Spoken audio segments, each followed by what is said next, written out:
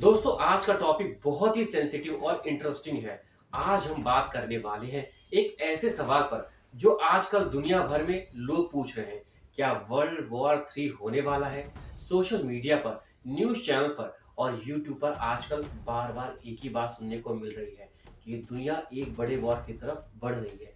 कहीं रशिया और नाटो की टेंशन की बात हो रही है, कहीं चाइना और ताइवान का कॉन्फ्लिक्ट, कहीं मिडिल ईस्ट में इजराइल और ईरान के बीच टेंशन। लेकिन असली सवाल ये है, क्या सच में वर्ल्ड वॉर होने वाला है या फिर ये सिर्फ एक अफवाह और फियर का एनवायरनमेंट है? आज के वीडियो में हम करंट ग्लोबल सिचुएशन, हिस्ट्री और एक्सपर्ट्स की ओपिनियंस के बेसिस पर समझने की कोशिश करेंगे कि वर्ल्ड वॉर की रियल पॉसिबिलिटी क्या है। नमस्कार दोस्तों, मैं हूं आदित्य और आप देख रहे हैं आदित्य अवेयरनेस। दोस्तों वीडियो शुरू करने से पहले आपसे एक रिक्वेस्ट है कि वीडियो को एंड तक जरूर देखना, क्योंकि half knowledge is always dangerous, ये तो आप जानते हैं। तो चलो स्टार्ट करते हैं आज का वीडियो। तो सबसे पहले समझते हैं वर्ल्ड वॉर होता क्या है। दोस्तों वर्ल्ड वॉर का मतलब होता है ऐसा वॉर जिसमें दुनिया के बहुत सारे बड़े कंट्रीज डायरेक्टली इन्वॉल्व हो जाते हैं। आपको मैं बता दूं कि हिस्ट्री में अब तक सिर्फ 2 वर्ल्ड वॉर हुए हैं। पहला वर्ल्ड वॉर 1914 से 1918 तक चला था, मतलब ऑलमोस्ट 4 साल। और दूसरा वर्ल्ड वॉर 1939 से 1945 तक चला था, मतलब करीब 6 साल। दोस्तों सेकेंड वर्ल्ड वॉर में दुनिया के ऑलमोस्ट सभी पावरफुल कंट्रीज इन्वॉल्व हो गए थे। इसी वॉर में न्यूक्लियर बॉम्ब का यूज भी हुआ था। इस वॉर के बाद दुनिया ने डिसाइड किया कि ऐसा डिजास्टर दोबारा नहीं होना चाहिए, इसीलिए यूनाइटेड नेशन जैसे इंटरनेशनल ऑर्गेनाइजेशन बनाए गए। अब बात करते हैं करंट ग्लोबल टेंशन की। आज दुनिया में कई जगह पर दोस्तों टेंशन चल रही है। सबसे पहला एग्जांपल है रशिया और यूक्रेन वॉर।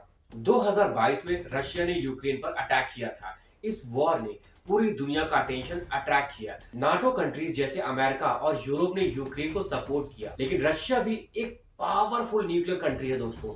इसी वजह से लोगों को डर लगने लगा कि कहीं ये कॉन्फ्लिक्ट बड़ा वॉर ना बन जाए। दूसरा टेंशन है चाइना और ताइवान के बीच का। चाइना ताइवान को अपना पार्ट मानता है, लेकिन ताइवान खुद को इंडिपेंडेंट कंट्री समझता है। अमेरिका ताइवान को सपोर्ट करता है। अगर कभी चाइना ने ताइवान पर अटैक किया तो अमेरिका और उसके अलाइज भी इन्वॉल्व हो सकते हैं। इसी वजह से एक्सपर्ट्स कहते हैं कि ये सिचुएशन भी डेंजरस हो सकती है। तीसरा टेंशन है मिडिल ईस्ट। यहाँ इजराइल, ईरान और दूसरे कंट्रीज के बीच पॉलिटिकल और मिलिट्री टेंशन रहता है। कभी मिसाइल अटैक्स, कभी प्रॉक्सी वॉर्स, कभी मिलिट्री ऑपरेशंस, ये सब मिलकर ग्लोबल स्टेबिलिटी को अफेक्ट करते हैं। लेकिन दोस्तों क्या ये सब मिलकर वर्ल्ड वॉर बन सकता है? ये सबसे इंपॉर्टेंट क्वेश्चन है। एक्सपर्ट्स कहते हैं कि लार्ज स्केल वॉर की पॉसिबिलिटी कंप्लीटली जीरो नहीं है, लेकिन बहुत लो है। इसका सबसे बड़ा रीजन है न्यूक्लियर वेपन्स। आज दुनिया के कई पावरफुल कंट्रीज के पास न्यूक्लियर बॉम्ब्स है, जैसे America, Russia, China, France, UK, India और पाकिस्तान। अगर वर्ल्ड वॉर हुआ तो न्यूक्लियर वेपन्स का यूज हो सकता है, और न्यूक्लियर वॉर का मतलब होता है ह्यूमन सिविलाइजेशन के लिए मासिव डिस्ट्रक्शन। इसी वजह से बड़े कंट्रीज डायरेक्ट वॉर से बचने की कोशिश करते हैं दोस्तों। एक बात और कि आजकल वॉर्स का पैटर्न भी बदल गया है। पहले वॉर्स बैटलफील्ड पर सोल्जर्स लड़ते थे, लेकिन आज के टाइम में वॉर्स के नए फॉर्म्स आ गए हैं, जैसे साइबर वॉर। साइबर वॉर में कंट्रीज एक दूसरे का कंप्यूटर सिस्टम्स और इंफ्रास्ट्रक्चर पर अटैक करते हैं। इलेक्ट्रिसिटी ग्रिड्स, बैंकिंग सिस्टम्स और कम्युनिकेशन नेटवर्क्स को टारगेट किया जाता है। दूसरा फॉर्म है इकोनॉमिक वॉर। इसमें कंट्रीज एक दूसरे पर सैंक्शंस लगाते हैं। ट्रेड रिस्ट्रिक्शंस और इकोनॉमिक प्रेशर्स यूज किया जाता है। रशिया पर भी यूक्रेन वॉर के बाद बहुत सारे सैंक्शंस लगाए गए थे। तीसरा फॉर्म है प्रॉक्सी वॉर। इसमें पावरफुल कंट्रीज डायरेक्टली वॉर नहीं लड़ते, वो किसी दूसरे कंट्री या ग्रुप को सपोर्ट करते हैं। कोल्ड वॉर के टाइम में भी ऐसा ही हुआ था। अमेरिका और सोवियत यूनियन डायरेक्ट वॉर नहीं लड़े, लेकिन उन्होंने अलग अलग कंट्रीज को सपोर्ट किया था।